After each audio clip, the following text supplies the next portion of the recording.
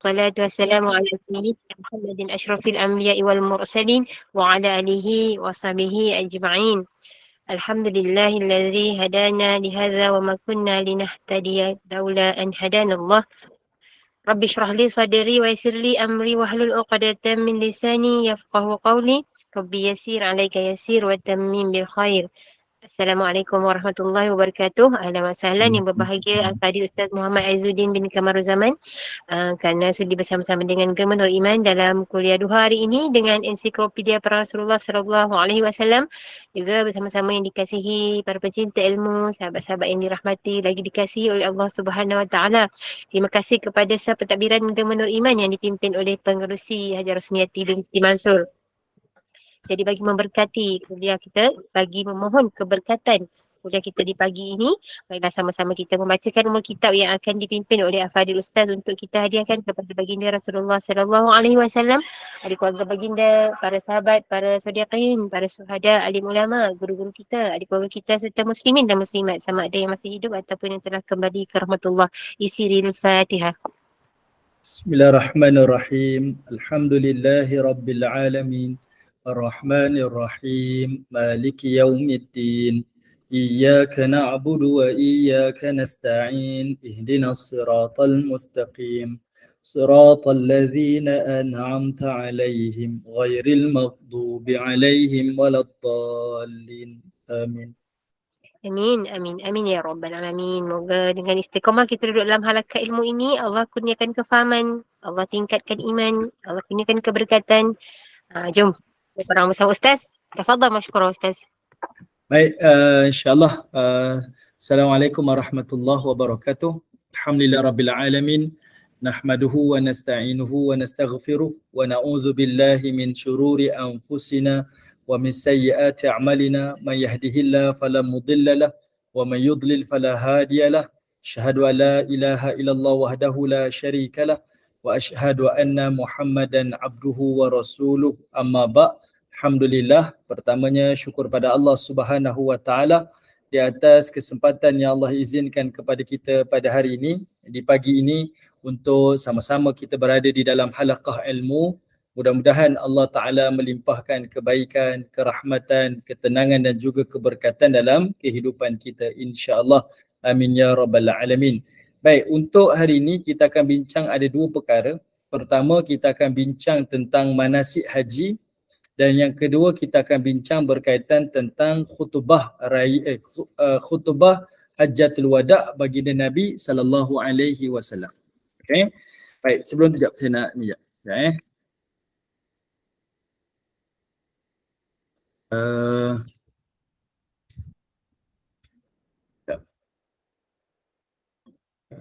Sekejap. Kena double check. Okey.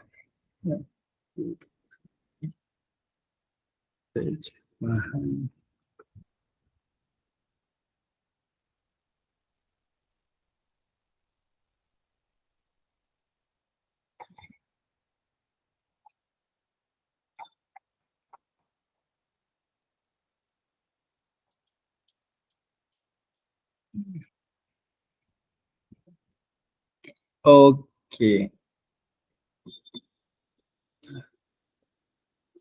Okay, pertama kita nak bincang tentang manasik haji. Kedua kita akan cerita tentang khutbah Hajjatul Wada'.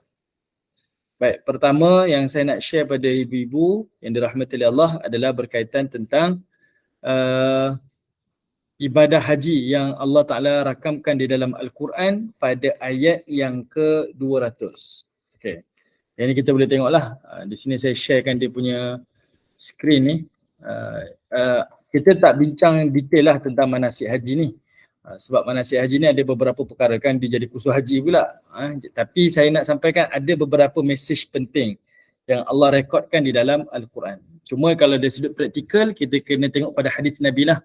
Tapi kalau melalui Al-Quran, artinya ada benda yang lebih penting lagi. Yang di sebalik apa yang ada pada ibadah haji.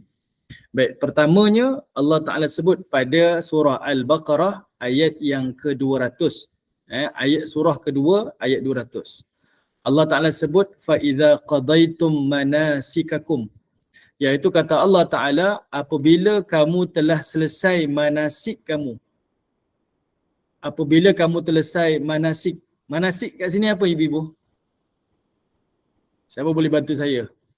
Apabila telah selesai manasik kamu. Siapa boleh bantu saya? Saya dah sihat ni, saya tanya soalan macam-macam ni. Ana la adri Allahu Ustaz. Akbar. Okey. Okey. Maaf yang tak sihat balik Ustaz. Alamak, Kak Azri dah lah tak Saya sihat. tak ada lah Ustaz. Saya baru bersedia, baru buka buku. Minta maaf lah. Okey. Okay, hari ni kita tutup buku, tak tengok buku langsung hari ni. Ibadah Ustaz. Okey, Allah. ibadah. Okey, ibadah. Ibadah apa kat sini? Manasik kat sini? Semua Segala ibadah haji tu ya. rukun dan sunat-sunat haji. Okey, baik. Dan umrah. Manasik dia kat sini, dia adalah merujuk kepada hari yang kita semuanya pergi pertama tadi hari 9 Zulhijjah, minta maaf. Hari 8 Zulhijjah kita pun siap, kita panggil hari Tarwiyah, betul? Hari Tarwiyah. Kita pun dah keluarlah daripada kediaman kita, dah menuju ke Padang Arafah. 9 Zulhijjah kita wukuf di Padang Arafah. Start daripada zuhur sampailah gelincir matahari pada waktu maghrib. Kemudian selesai kita wukuf di Arafah, berdoalah sungguh-sungguh pada waktu tu. Kita pun mengakui semua kesalahan-kesalahan kita pun dah berserah diri kepada Allah Ta'ala. Lepas tu kita pun bergerak menuju ke Muzdalifah untuk mabit. And daripada 9 Zulhijjah menuju ke 10 Zulhijjah. Malam tu orang sibuk malam raya lah, Aidil Adha. Tapi bagi ibadah haji, mereka bermula malam tu berjalan daripada Arafah menuju ke Muzdalifah. Dan dia hanya boleh mabit ataupun bermalam di Muzdalifah ni start daripada 12 tengah malam. Start 12 tengah malam tu baru boleh start. Dia tak boleh kira sebelum tu. Tak boleh tak sah haji nanti. Minta maaf. Dia tak boleh, tak sempurna nanti. Dia kena pukul 12 tengah malam. 12 tengah malam dia mesti kena berada di Muzdalifah. Satu untuk kutip batu, yang kedua untuk mabit. Mabit dalam istilah Arab iaitu tinggal sebentar. Sebab itu rumah di dalam bahasa Arab adalah al-bait. Dia berkongsi dengan perkataan mabit. Artinya rumah yang kita duduk dekat dunia ni adalah tempat tinggal sementara. Macam mana orang mabit di Muzdalifah, ibu-ibu yang mungkin pernah pergi haji, boleh bayangkan orang mabit di Muzdalifah, dia kaya macam mana pun, dia tak akan buat istana dekat situ. Dia tak akan buat macam-macam dekat situ sebab dia tahu ia adalah tempat singgah sebentar je. Dia hanya touch and go saja. Macam itulah bayangan kita di dunia ni. Kita hanya mabit saja. Tak sampai setengah hari pun. Hanya malam sampai ke subuh tu je. Tak sampai setengah hari pun. Hanya separuh malam sahaja. Macam itulah perumpamaan yang Allah Ta'ala cuba bayangkan. Apa yang kita faham pada waktu mabit tu? Waktu mabit tu, ini dari sudut falsafah. Apa yang kita faham pada waktu mabit tu adalah kita hanya pentingkan perkara yang perlu, bukan perkara yang kita mahu. Waktu tu kita perlukan tidur. Kita tak perlukan tilam yang empuk-empuk pun. Kita hanya perlukan tidur. Macam itulah dalam kehidupan. Kita hanya perlukan benda yang kita perlukan, bukan yang kita mahukan. Banyak benda dalam hidup ni kita mahu, tapi bukan yang kita perlu. Jelas ke ibu-ibu? Apa beza benda yang kita perlu dan mahu? Benda yang kita perlu, yang kita tahu. Semua tu kalau saya mati, saya akan bawa dia pergi akhirat. Itu yang kita perlu. Benda yang kita mahu, kita tahu apa yang kita mati nanti, kita tak boleh bawa dia. Kita akan tinggalkan di dunia. Itu mahu. Okey. Jadi mabit begitulah. Ada orang perlukan tidur. Dia tak perlukan bilik tidur yang hebat-hebat. Dia hanya perlukan tidur sahaja. Ada orang dia perlukan kepada pakaian yang menutup aurat dia. Dia bukan memahukan pakaian-pakaian yang mewah-mewah. Begitulah yang lain-lain. Sekalipun dia raja ataupun sultan, dia hanya duduk di tempat tu hanya sebentar. Mana ada orang buat satu bangunan besar-besar, nak tinggal, dekorasi sekian-sekian ni, sedangkan dia tahu dia akan tinggalkan tempat tu kurang daripada beberapa jam lagi. Macam itulah keadaan kita di dunia. Itu falsafah dia sebenarnya. Kalau orang pergi haji, itulah gambarannya kepada yang Allah Ta'ala nak gambarkan kepada manusia. Lepas dia buat ibadah haji, dia mabit di Muzdalifah, sampailah esok waktu 10 Zulhijjah, maka dia akan keluar untuk melontar. Yang itulah yang disebutkan oleh Allah sebagai manasikakum. Selesai. Okey, hari Tarwiyah, hari Arafah dan juga hari Nahar selesai. Benda tu dah selesai dah. Allah Ta'ala kata apa? Fadhkurullah, maka banyak-banyaklah mengingati Allah. Pada ibadah haji ni kena banyak mengingati Allah. Ingat sungguh. Jangan sibuk dengan media sosial dia, sibuk nak update lah, sibuk buat recording, nak buat konten lah. Tak payah. Itu bukan masanya lagi dah. Itu bukan masanya lagi. Ada beza benda yang kita boleh buat konten, ada benda yang kita perlu rahsiakan. Kalau semua benda kita nak pada manusia, apa yang kita nak simpan untuk kita bawa dan kita khususkan untuk Allah Ta'ala? Semua benda dah cerita dengan orang dah. Apa lagi yang kita jadi rahsia kita dengan Allah? Tak ada dah. Jadi Allah Ta'ala kata apa? Banyak-banyak mengingati Allah. Kadzikrikum aba'akum au asyadda zikra. Seperti mana kamu dahulu menyebut-nyebut tentang datuk dan nenekmu, bahkan dengan sebutan yang lebih lagi. Ini adalah untuk menggantikan perbuatan orang sebelum Nabi SAW beribadah, iaitu mereka waktu manasik ni, mereka menyebut-nyebut nama nenek-nenek moyang mereka lah, berhala-berhala mereka. Jadi Allah Ta'ala perintahkan agar digantikan. Sebutan-sebutan yang batil itu adalah dengan sebutan-sebutan yang membesarkan Allah Subhanahu Wa Ta'ala. Saya percaya ibu-ibu yang pernah sampai mesti dapat rasa keadaan ni macam mana. Okey, waktu tu kita dapat bayangkanlah dengan pakaian hanya, kalau lelaki ada 2 helai saja, itulah pakaian dia berhari-hari dalam keadaan macam tu. Kemudian kita nak pergi tandas, kita ni lapar ni, tapi takut kan makan lebih, minum lebih, kan nak membuang pula, nak membuang kena beratur panjang pula. Akhirnya kita pun makan sikit, buang pun sedikit. Sangat berhati-hati. Kita nak lepaskan tempoh tu, kita tu, ya Allah, ini tempoh yang sangat sukar, tetapi dia adalah yang paling nikmat. Saya rasa semua orang tak boleh nafikan benda tu. Okay? Jadi waktu tu kebergantungan hati manusia kepada Allah ni sangat mendalam. Okay? Nak bangun pagi tengok tanda beratur dah. Ribuan orang. Nak tidur pun dengan di kemah-kemah yang sempit-sempit. Kan? Orang panggil tilam mayat lah. Macam-macam istilah lah.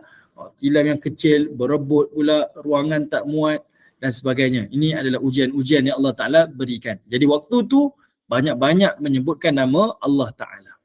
Cumanya Allah Ta'ala sebut kat sini. Tengok Allah Ta'ala kata apa? Kata Allah Subhanahu Wa Ta'ala, فَمِنَ النَّاسِ مَنْ يَقُولُ رَبَّنَا آتِنَا فِي الدُّنْيَا وَمَا لَهُ فِي الْآخِرَةِ مِنْ خَلَاقٍ. Kata Allah Subhanahu Wa Ta'ala, dan pada waktu itu ada kalangan manusia ni, faminan nas. Nampak tak? Ada perkataan min dekat sini. Min dekat sini namanya min al-tab'id. Min at-tab'id. Tab'id ni iaitu separuh.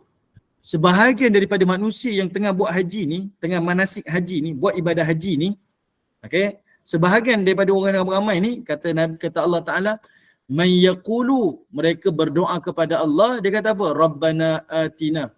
Wahai Allah, berikanlah kepada kami, iaitu di dunia ni. Fid dunya, berikanlah kami ni di dunia ni. Wa ma lahu fil akhirah, dan tidaklah ada baginya sedikit pun apa yang ada kebaikan di hari akhirat. Maksudnya apa? Allah Ta'ala sendiri nak bagi tahu pada kita, iaitu pada hari tersebut ada sebahagian manusia masih lagi kekal ingat tentang dunia dia. Kalau dia angkat tangan pun, ya Allah, tambahkanlah saya punya pangkat, ya Allah, balik ni saya nak jadi kaya raya. Ya Allah, saya balik ni kalau boleh saya nak dapat projek, ya Allah. Ada macam-macam orang berdoa waktu itu, tapi kebanyakan berdoa hanya terhenti pasal urusan dunia sahaja. Okay? Semua orang terhenti pada urusan dunia sahaja, betul tak? Ibu-ibu setuju tak dengan saya? Ramai orang angkat tangan berdoa di Arafah, berdoa ketika di Mabit, dan berdoa ketika dia di Mina. Kebanyakannya berdoa tentang urusan dunia dia. Sampai dunia je, dia doa sampai dunia je, lepas tu dia berhenti dah. Ya Allah, berilah saya dunia ni, berilah saya dunia itu. Dan kata Allah, wa ma lahu fil akhirah, dan dia tak peduli pun apa yang ada kat akhirat, tak peduli pun. Belum cerita lagi kalau pengusaha travel ni. Saya tak nafikan ada pengusaha travel yang memang ikhlas. Memang dia dapat keuntungan tapi lebih untuk memberi kepada jemaah-jemaah hajinya. Tapi ada yang kita tak boleh nafikan, memang nak mengaku keuntungan yang paling maksimum pada waktu tersebut. Kalau dia bayangkan tentang visa haji yang dia dapat, sepatutnya jual lah dengan harga yang kita dah niat kan. Kita pun kata, oh saya rasa saya nak bantu jemaah haji. Tapi dia tekan harga RM100,000, RM150,000, RM200,000.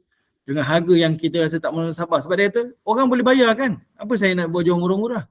Terpulang. Saya tak cakap apa-apa lah. Memang halal lah. Tak ada masalah. Halal. Tetapi kita fikirlah masing-masing kan. Ini Allah Ta'ala sebut di dalam Al-Quran. Okay? Allah Ta'ala sebut ni. Pada waktu itu, separuh manusia yang pergi haji, ada yang sentiasa menginginkan kepada dunia dia. Menginginkan pada dunia. Tapi dia langsung tak fikir tentang akhirat dia. Sedangkan dia berada di waktu yang paling terbaik.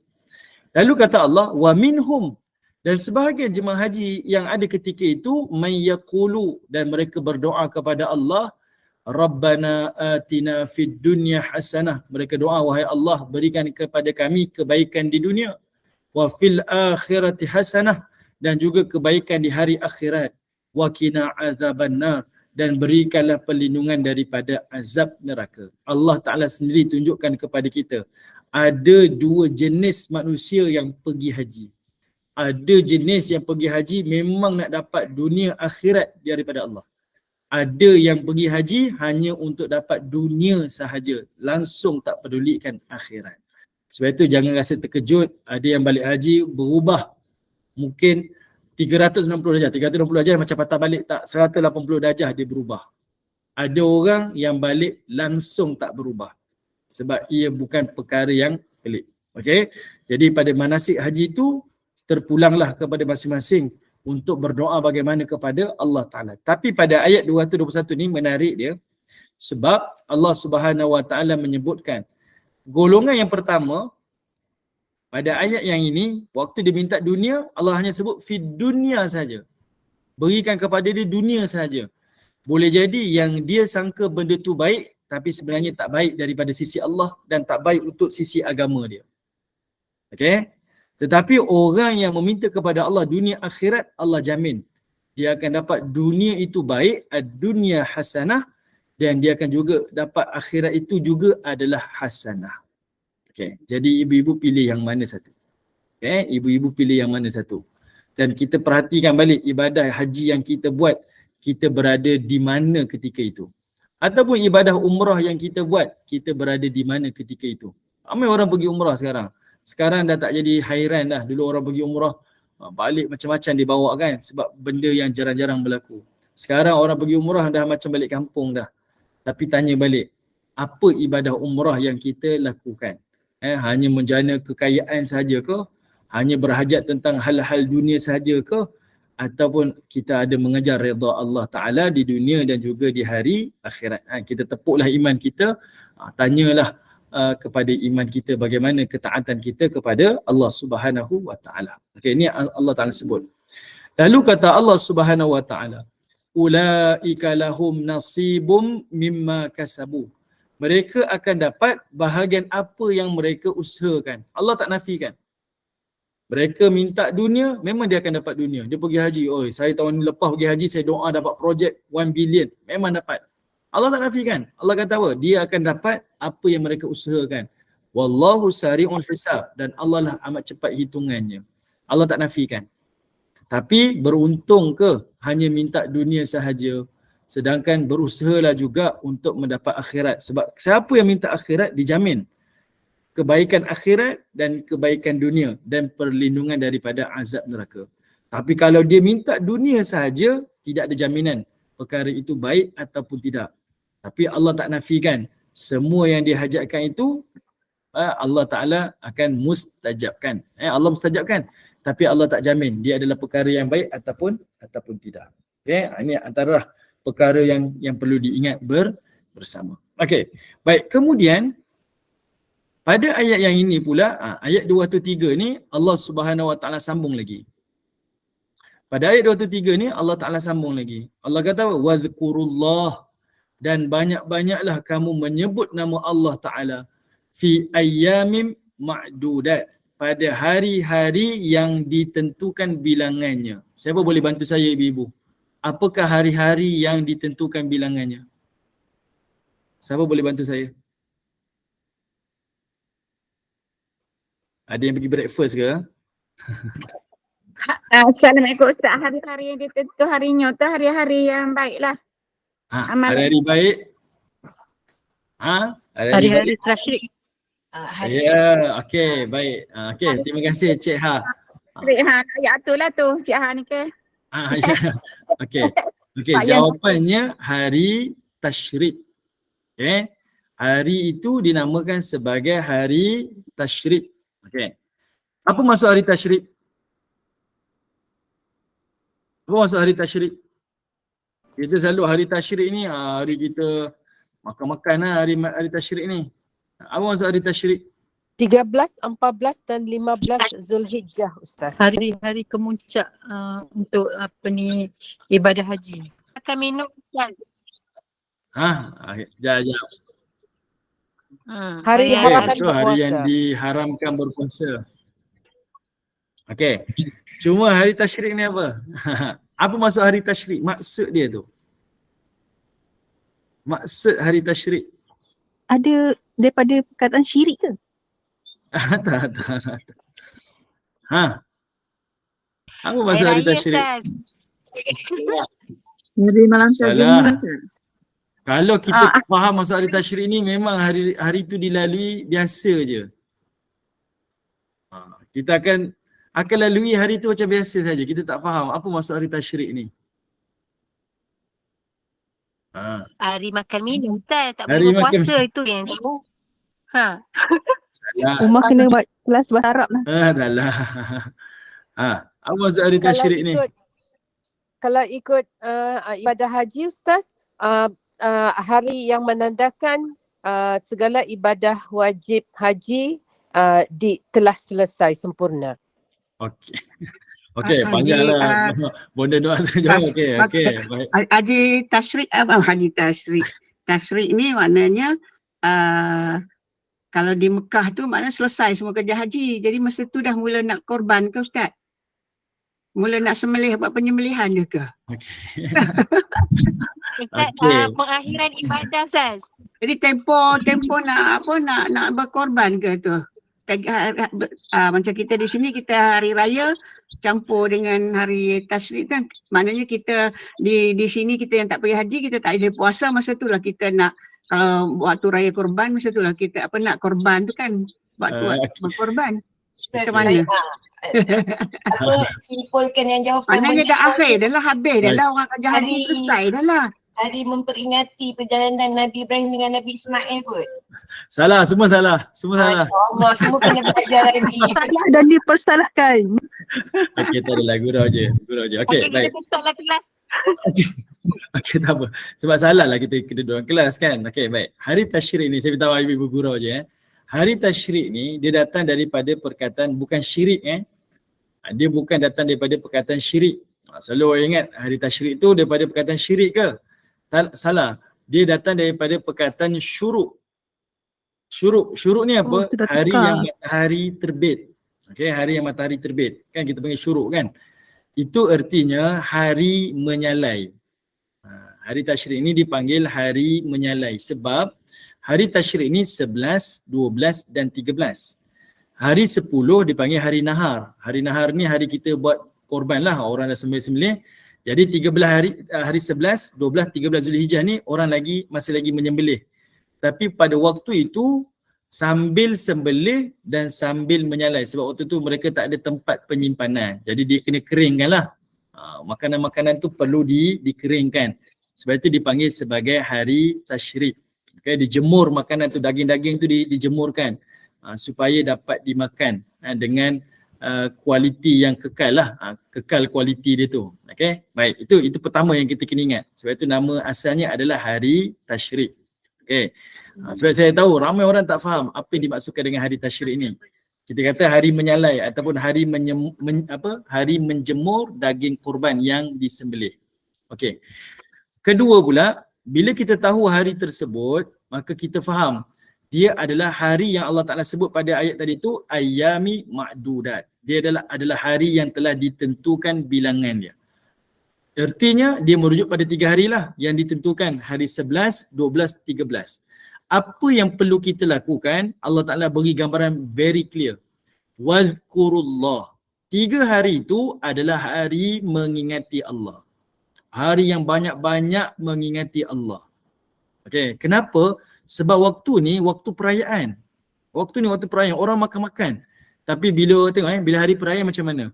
Orang makan, orang mula lewatkan salat. Ada orang mula tinggalkan salat. Ada orang mula berbanyakkan hiburan. Akhirnya dia melupakan Allah Ta'ala. Sedangkan hari tu Allah Ta'ala letakkan hari yang kita kena banyak mengingati Allah. Lagi banyak sembelihan yang kita lakukan, lagi banyak ingat kepada Allah. Lagi banyak kita makan, lagi banyak kita ingat kepada Allah Ta'ala. Sebagai contoh macam ni. Kalaulah kita dapat satu nikmat daripada si fulan, orang yang normal ni dia mesti appreciate dengan pertolongan si fulan tu. Sebab si fulan ni banyak bantu saya, banyak jasa dengan saya sentiasa appreciate usaha dia. Asal tambah aja rezeki kat saya mesti ingat kat dia sebab dia banyak tolong saya. Betul tak? Paling tidak kalau kita ni dengan mak kita lah, punya sayang kita dengan mak kita, tambah gaji ke, ada pendapatan lebih, mesti ingat mak kita. Mesti ingat mak kita sebab kita tahu mak kita lah yang membuatkan kita berjaya bila dewasa ni. Allah Ta'ala nak bagi tahu pada kita macam itulah. Kalau kita ni hamba Allah dan kita sedar, setiap nikmat yang tambah pada kita ni adalah datang daripada Allah, sepatutnya lagi tambah nikmat, lagi tambah taat. Lagi tambah nikmat, lagi tambah ingatan pada Allah. Bukan tambah nikmat, tambah jauh daripada Allah. Tambah nikmat, tambah lagi lupa kepada Allah Ta'ala. Tak. Sebab Allah nak bagi tahu, setiap nikmat ni datang daripada dia. Jadi patutnya lagi banyak nikmat kamu dapat, lagi banyak ingatan kamu kepada Allah Ta'ala. Tapi kita hari ni macam mana? Lagi banyak nikmat, lagi rasa jauh daripada Allah. Kerana apa? Sebab kita rasa nikmat yang kita dapat bukan datang daripada Allah. Kononnya datang daripada usaha kita. Itu yang salah. Itu yang salah. Sebab itu Allah Ta'ala sebut, hari tasyrik ni, hari yang kamu makan-makan, berhibur, berhimpun, berkumpul, masak gulai lah, ada yang buat bakar-bakar lah, buat barbecue lah, apa saja. Ini adalah hari yang banyak-banyak mengingati Allah. Lagi tambah nikmat, lagi banyak ingat kepada Allah Subhanahu Wa Ta'ala.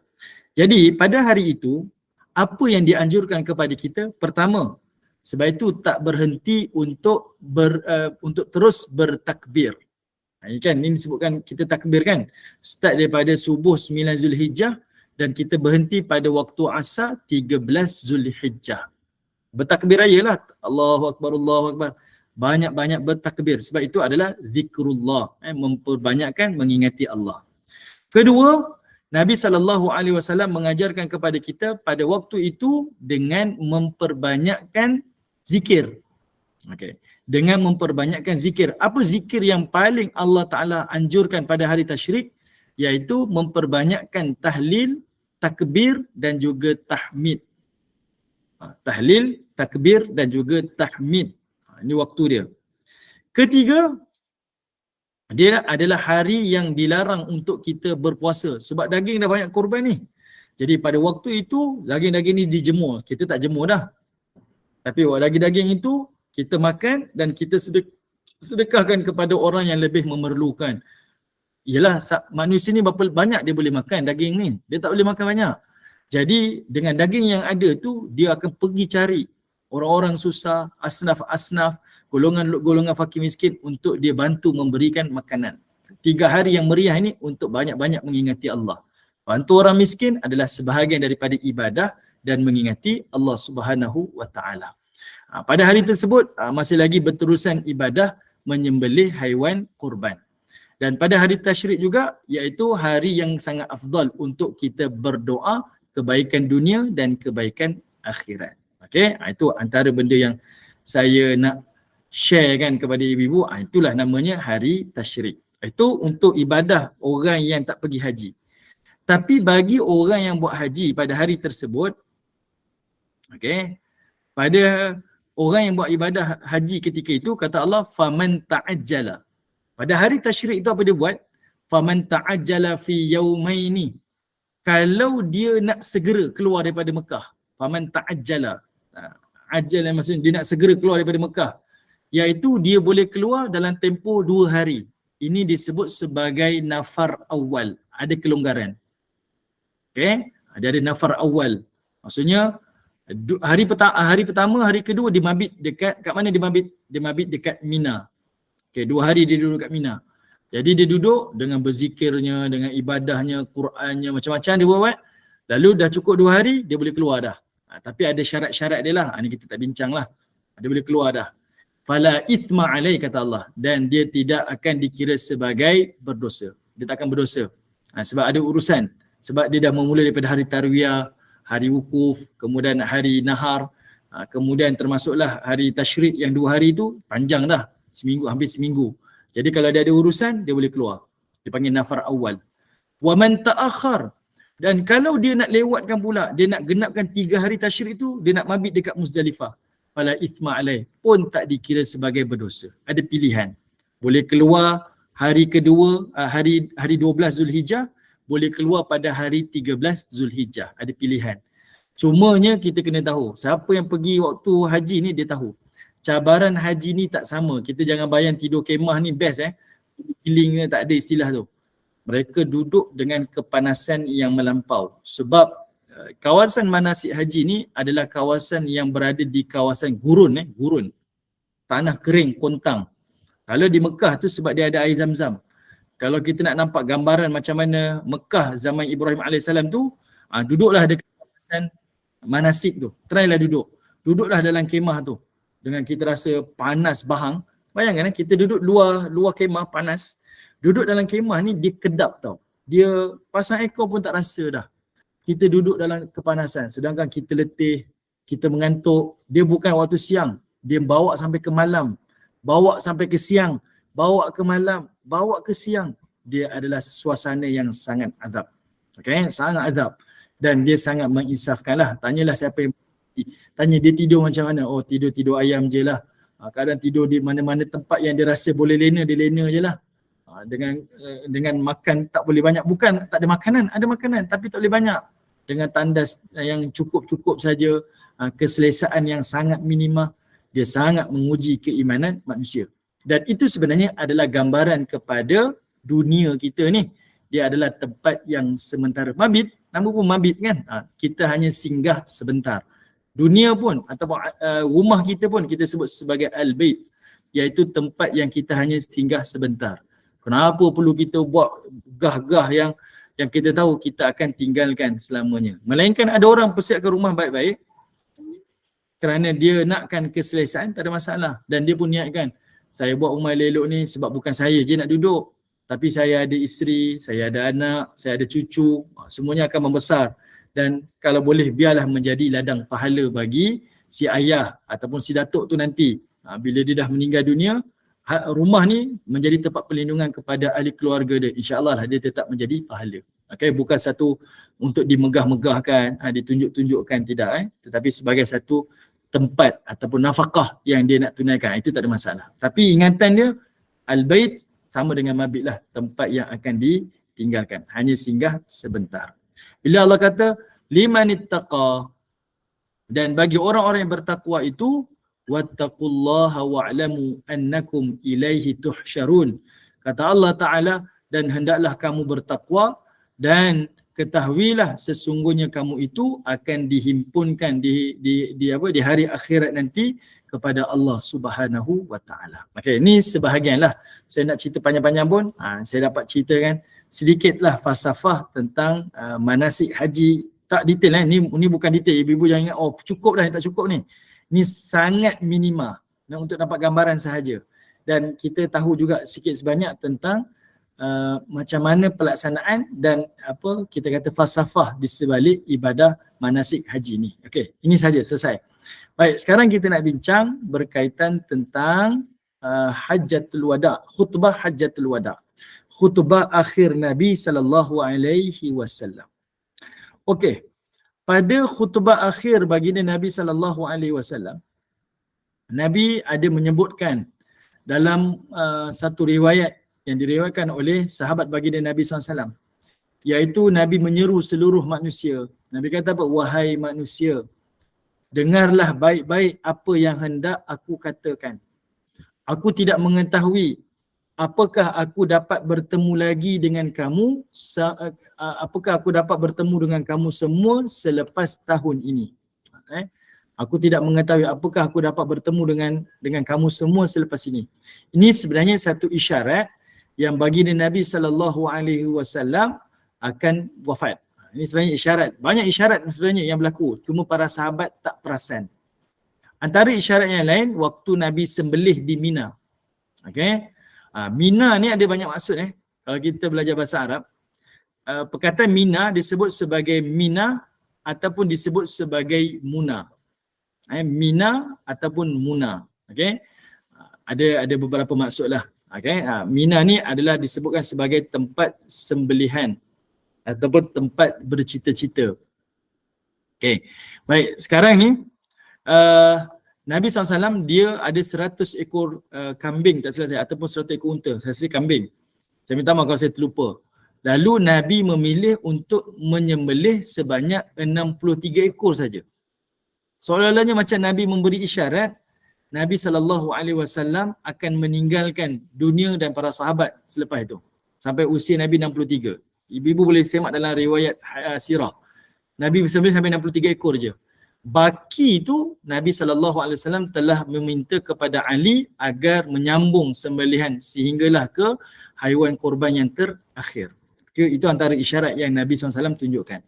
Salah satu isyarat dalam khutbah wada' Nabi, iaitu Nabi kata apa? Sampaikan berita yang aku sampaikan ini kepada semua.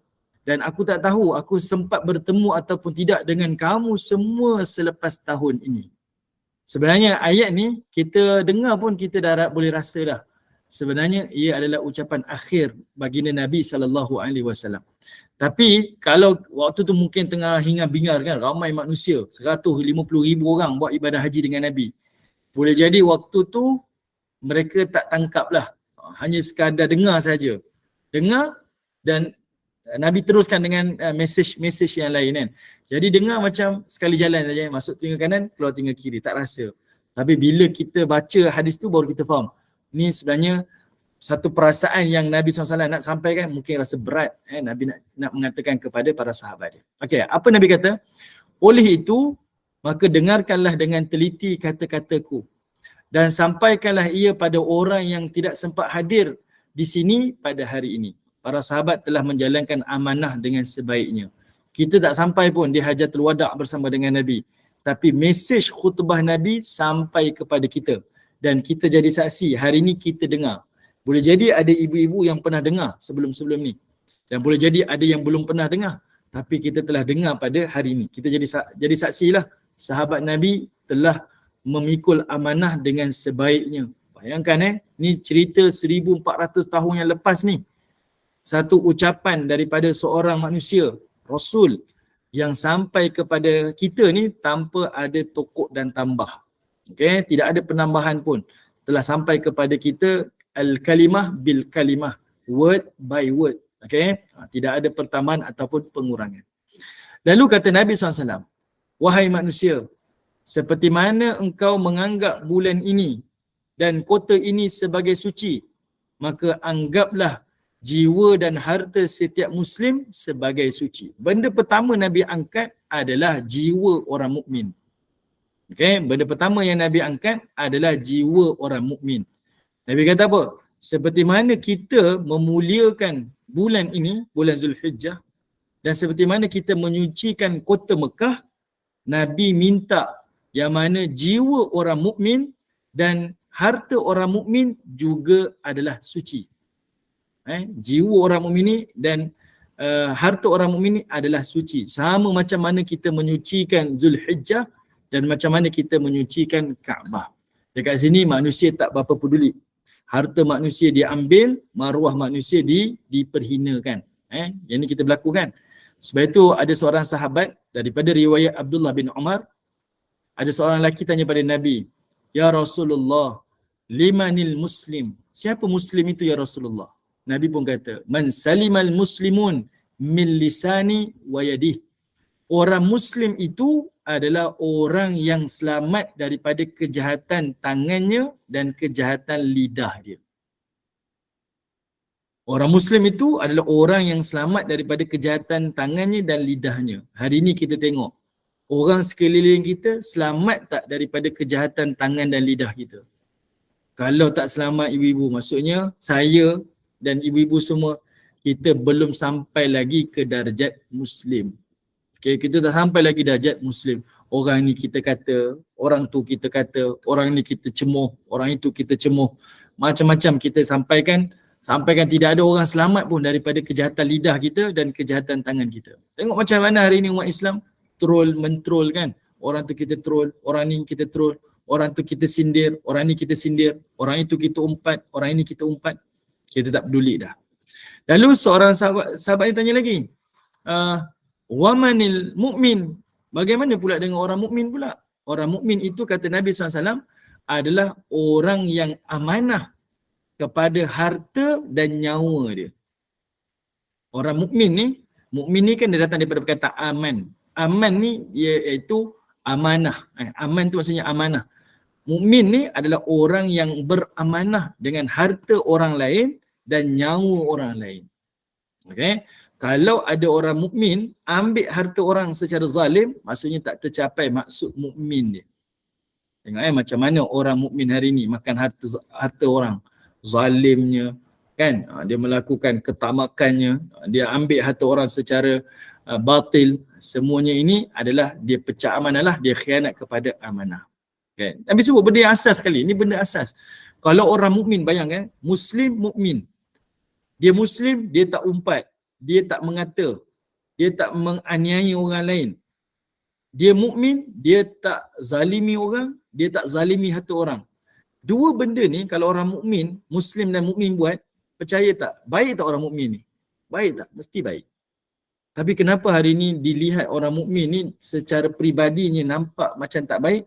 Sebab orang mukmin lah sebahagian daripada kita ni kadang-kadang terkenal. Dia ni nampak macam ni, dialah yang paling banyak bohongnya. Dialah yang paling banyak umpatnya.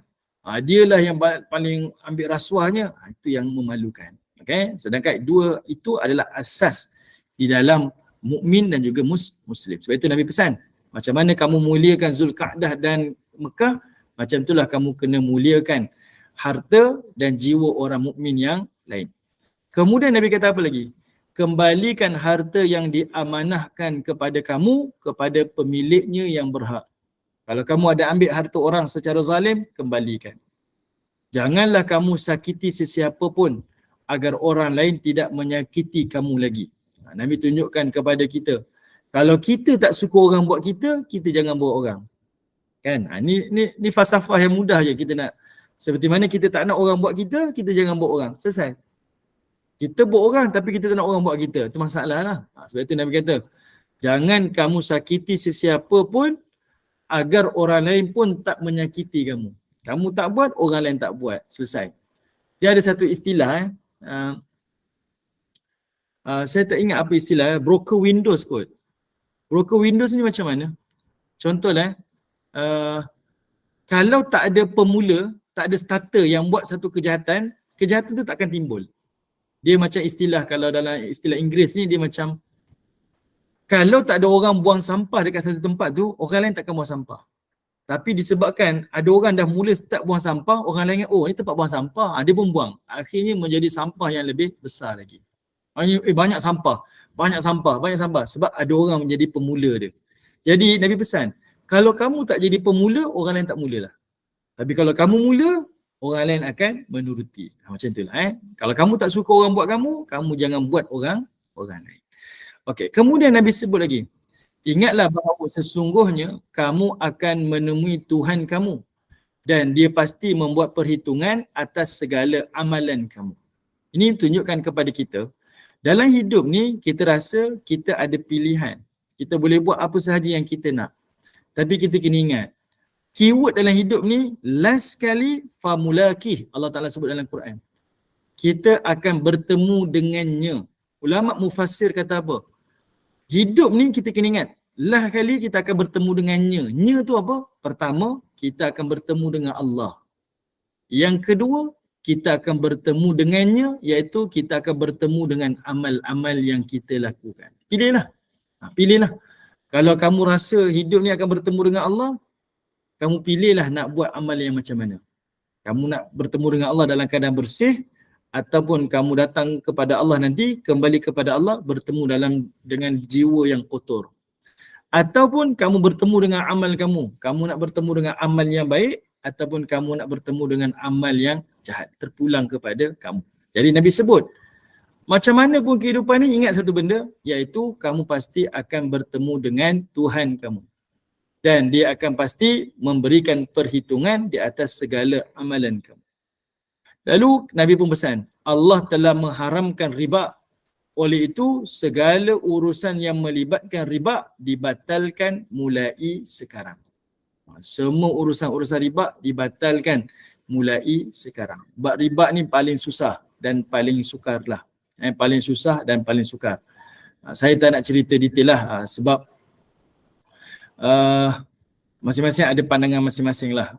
Tapi kalau selagi mana kita boleh tak berhutang, jangan berhutang lah. Kalau berhutang tu atas keperluan, tak mengapalah. Tapi kalau atas kemahuan, kalau boleh elakkanlah. Sebab sekarang banyak benda tak terhindar daripada riba. Daripada riba. Sebab saya sendiri pun berkait dengan jual beli rumah kan, hartanah ni. Saya tengok kadang-kadang kasihan lah. Satu rumah yang kecil je, kalau duduk di bandar pun harga dah 100,000 lebih, 140,000. Tapi square feet baru 600 lebih square feet. Kecil je, 100,000 lebih. Tapi bila dia sign kontrak, hantar ke bank, bank pula keluarkan dia punya interest. Sampai orang membeli ni kata, saya tak kisahlah Islamic ke, konvensional ke, saya tak kisahlah. Sekali tengok berapa dia punya charge. 4.8 misalnya. 4.8. Kalikanlah dengan 100,000 tu dengan 4.8. Berapa dia berhutang? Hutang yang dia akan terbeban sampai dia tua untuk bayar benda tu. Sebahagian kita kata, itu service charge lah, itu riba lah, terpulang pada masing-masing. Tapi kita tengok, kita rasa benda tu sangat menyusahkan manusia. Kenapa manusia hari ni jadi macam ni lah. Kita sanggup buat apa saja. Saya tak tahu kalau ibu-ibu tengok TikTok hari ni. Saya tak tahu istilah dia yang dia menari-nari tu. Orang bagi gift dia menari. Orang bagi gift dia menari. Kalau di Indonesia tu lagi dahsyat. Dia tidur dalam kebun kelapa sawit. Orang bagi gift dia menari. Yang menari tu orang tua ada, nenek-nenek pun ada. Saya tak boleh bayangkan. Kenapa jadi macam tu? Sebab mungkin himpitan hidup. Mungkin hutang yang terbeban. Ini semua daripada riba. Okay? Menjadikan manusia sanggup buat apa sahaja, menjadi hamba kepada dunia dia. Menjadi hamba kepada harta dia. Wallahu'alam. Sebab itu Nabi pesan kepada kita, benda ni benda penting ni. Iaitu riba Allah telah haramkan. Dan semua yang berkaitan dengan riba, batalkan. Selagi mana kamu teruskan, kamu akan terjeratlah dengan kehidupan dunia. Okay? Lalu Nabi sambung lagi, kata Nabi SAW, dan berjagalah terhadap syaitan demi keselamatan agama kamu. Dia telah berputus asa untuk menyesatkan kamu dalam perkara yang besar. Maka berjaga-jagalah supaya kamu tidak mengikutinya dalam perkara-perkara yang kecil. Okay? Ini pesan Nabi. Ada perkara besar dan ada perkara yang kecil. Kemudian, sebab syaitan ni dia tak kata tak payah solat. Kita tahu tinggalkan solat tu haram. Tapi dibisikkan kepada kita, solatlah tapi kejap lagi lah solat. Tengoklah TV dulu. Dia ajak kepada kita ni buat benda-benda dosa-dosa kecil tu yang kita tak rasa bersalah. Kalau ibu-ibu ingat lagi kita bincang surah Yusuf dahulu. Permulaan dulu kita bincang. Pada kisah surah Yusuf tu, abang Nabi Yusuf tu dia kata apa? Jangan bunuh adik ni. Kalau dia bunuh dia rasa bersalah sebab dia tahu bunuh tu dosa. Tapi dia kata kita buang je adik ni dalam perigi. Sebenarnya dua benda tu sama je. Bunuh tu dosa, buang adik dalam perigi pun dosa. Tapi rasa berdosa tu berkurang sebab dia tak nampak benda tu depan mata dia. Beza tu je. Tapi dua-dua itu mencapai matlamat syaitan. Betul kan? Itu antaranya. Dalam kehidupan kita macam itu juga. Bila beribadah dia tak paksa kita jangan buat ibadah. Tapi dia ajar kepada kita untuk mula rasa perasaan yang merosakkan ibadah. Macam kita lah. Saya belajar ni asalnya untuk jadi baik. Kita belajar agama ni nak jadi baik. Tapi bila kita dah belajar ni, syaitan datang bisik, dia bukan nak jadikan kita baik. Tapi dia mula menyuntik rasa kita ni lebih baik daripada orang lain. Nampak macam sama tuan-tuan, tapi sebenarnya dia merosakkan ibadah kita. Saya belajar nak jadi baik, tapi sekarang saya belajar untuk tunjukkan saya lebih baik daripada orang lain. Okay, itu syaitan. Okay, benda besar dia tak boleh, dia dah putus asa dah. Tapi benda-benda kecil ni Nabi nasihatkan, hati-hati dengan syaitan. Sebab apa? Syaitan ni dia telah menipu manusia ni ribuan tahun. Ribuan tahun. Kalau orang kerja kerajaan, government, kalau kerjanya 30 tahun, orang kata ni dah tenaga pakar dah ni, tenaga mahir dah ni. 30 tahun duduk dalam satu bidang. Contohlah, jadi cikgu lah ataupun jadi pakar apa-apa bidang pun. 30 tahun buat benda sama, pakar dah ni, pakar. Sampai ke pencen, pakar.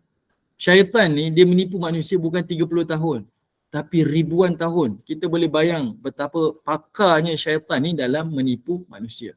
Sebab itu Nabi kata berwaspada, berhati-hati. Jangan sampai dia merosakkan agama kita. Dan dia tak tipu kita benda besar. Dia akan tipu kita benda yang kecil-kecil. Kemudian disebut lagi oleh Nabi, wahai manusia, sebagaimana kamu mempunyai hak ke atas isteri kamu juga mempunyai hak ke atas kamu. Sekiranya mereka menyempurnakan hak mereka ke atas kamu, maka mereka juga berhak untuk diberikan makan dan pakaian dalam suasana kasih sayang. Ini cerita hal kekeluargaan.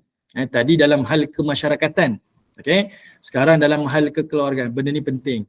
Suami selalunya nak hak dia ditunaikan. Tapi suami jarang-jarang ingat hak isteri dia kepada dia. Dia nak isteri taat pada dia. Isteri pertama dihormati, isteri kedua dicintai. Lantak lah. Saya tak peduli lantak lah. Benda-benda tu mengarut lah. Tak payahlah nak cerita-cerita. Kan? Jangan ambil peduli lah. Yang penting suami kita bukan bantai selatu je. Ibu-ibu tak payah sibuk-sibuk, tak payah nak cerita-cerita, biarkan dia. Salah lah, apa yang disebut tu salah. Bahkan mengguris perasaan. Sebab apa? Hak seorang suami kepada isteri, isteri kena taat. Yang pentingnya, isteri tu taat apabila suami tu menyempurnakan nafkah dia. Manakala hak isteri pula kepada suami, suami ni kena berikan kasih sayang. Dari sudut zahir dia dan dari sudut batin dia.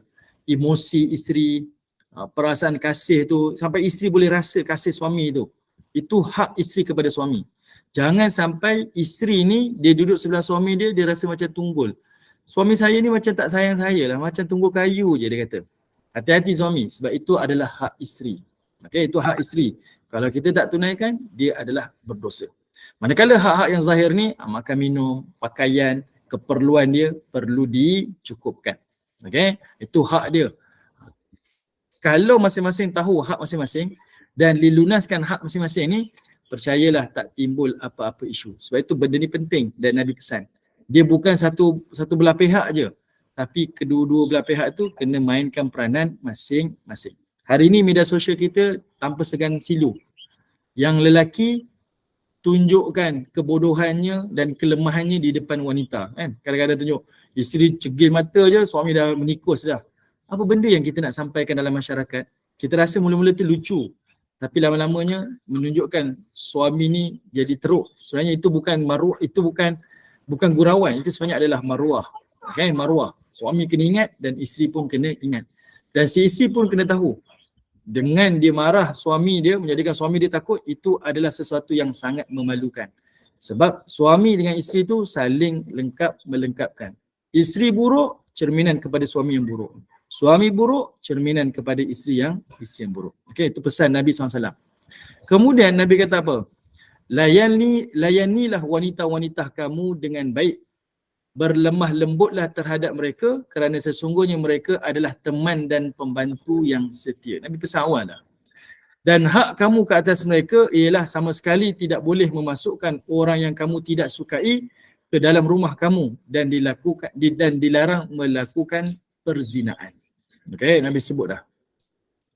Kemudian kata Nabi SAW lagi, wahai manusia, dengarkanlah sungguh-sungguh kataku ini, sembahlah Allah, dirikan salat 5 kali sehari, berpuasalah di bulan Ramadan dan tunaikan zakat dengan harta kekayaan kamu. Kerjakan ibadah haji sekiranya kamu mampu. Ketahuilah bahawa setiap Muslim adalah bersaudara kepada Muslim yang lain. Kamu semua adalah sama, tidak ada yang lebih mulia, melainkan hanyalah taqwa dan amal saleh. Maksudnya di sisi manusia kita sama. Yang taqwa dan amal saleh ni perbezaan di sisi Allah Ta'ala. Manusia tak boleh beza. Manusia sama, tak ada sistem perhambaan dah. Yang berbeza tu hanya di sisi Allah. Sebab Allah je boleh nilai takwa dan amal soleh. Manusia tak boleh nilai. Jadi manusia ni tak boleh jadi hamba kepada yang lain. Ingatlah bahawa kamu akan menghadap Allah pada suatu hari untuk dipertanggungjawabkan semua amal yang kamu kerjakan. Oleh itu, jangan sekali-kali terkeluar daripada landasan kebenaran selepas kewafatan aku. Wahai manusia, tidak ada lagi Nabi dan Rasul yang akan datang selepasku dan tidak akan lahir agama yang baru. Oleh itu, wahai manusia, nilailah dengan betul. Fahamilah kata-kataku yang telah aku sampaikan kepada kamu. Sesungguhnya aku tinggalkan kepada kamu dua perkara yang sekiranya kamu berpegang teguh dan mengikuti kedua-duanya, nescaya kamu tidak akan sesat selamanya. Itulah Al-Quran dan Sunnahku. Hendaklah orang-orang yang mendengar ucapanku menyampaikan pula kepada orang lain. Semoga yang terakhir lebih memahami kata-kataku daripada mereka yang terus mendengar daripadaku. Tengok kita masa zaman Nabi tu mungkin ada sahabat Nabi tak nampak lagi kesannya. Tapi kita hidup di zaman yang fitnahnya banyak, kita nampak betul lah apa Nabi sebut. Bab riba, bab rumah tangga, ini isu-isu fitnah yang sedang berleluasa lah. Okay? Kahwin cerai. Itu di Malaysia. Kahwin berapa hari je pun. 3-4 hari kahwin cerai. Ke 2 minggu saya tak ingat. Yang lelakinya tu lembut, yang isterinya itu dulu pengkit kan. Kahwin. Alhamdulillah, ingat nak berubah. Tengok bercerai pula. Macam-macam isu. Okay?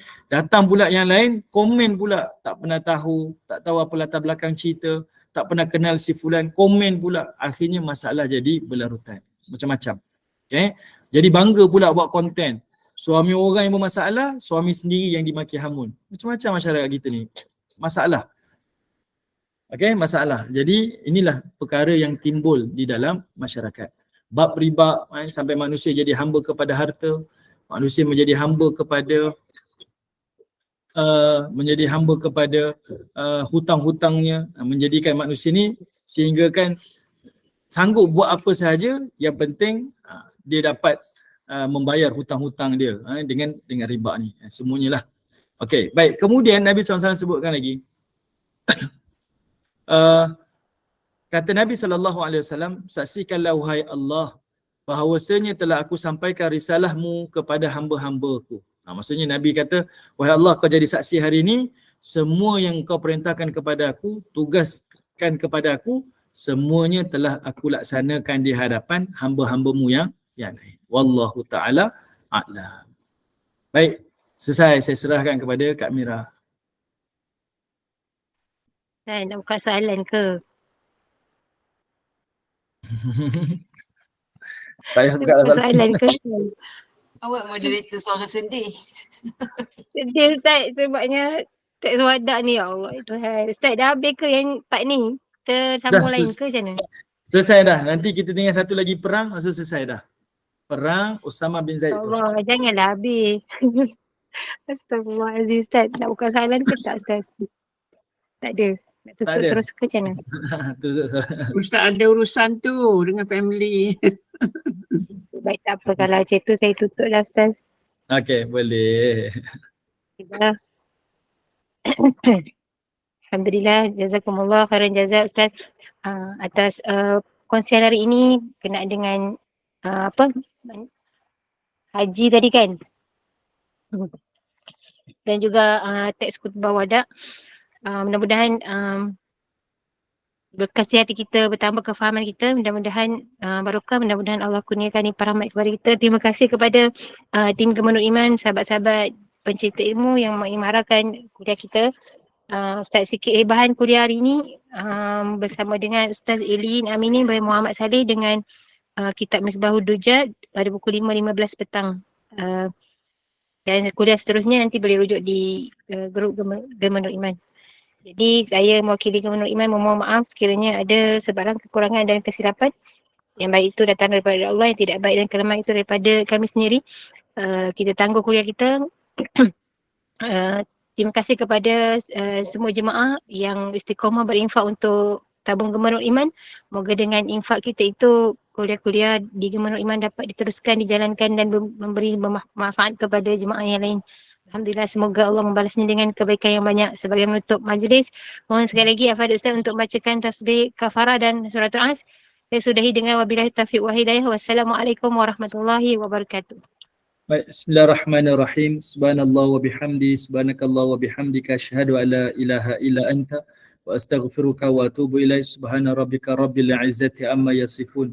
Wassalamun alal mursalin walhamdulillahi rabbil alamin.